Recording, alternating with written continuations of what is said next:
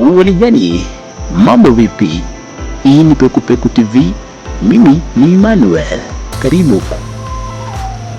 Asilimia kubwa ya mafanikio ya mashambulizi ya Marekani dhidi ya Iran yamechangiwa na mchawi mkuu huyu hapa chini, Boeing E-373, ndege maalum iliyo na uwezo wa kutambua shabaha na iliyo na uwezo wa kuona adui kwa umbali wa kilomita zaidi ya 400 hivi, yaani umbali kama kutoka Nairobi mpaka Mombasa.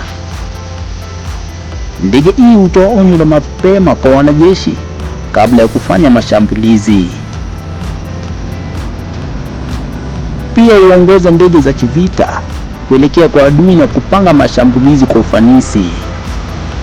Hivyo huwa kama kituo cha amri kinachoruka angani.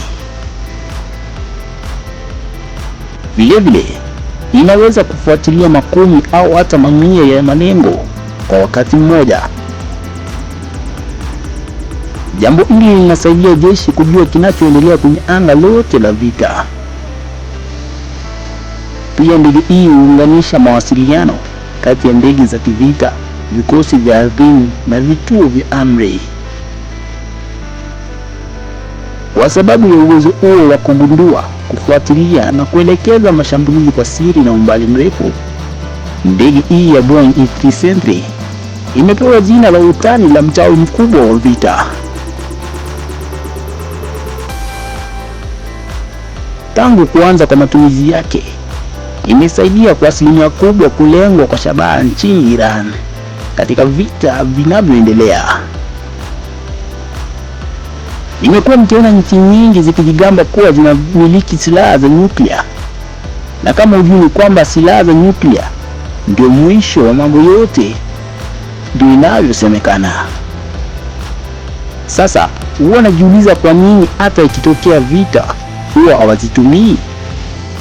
Kwani walitengeneza za nini? Mfano ni kama hii vita inayoendelea, hawa wote watatu, Marekani, Israeli na Iran, wanamiliki nyuklia, lakini cha ajabu hawazitumii. Wanatumia silaha za kawaida tu. Swali langu ni hivi, wanazimiliki za nini? Ili kujisifia kuwa wanazo au inakuwaje?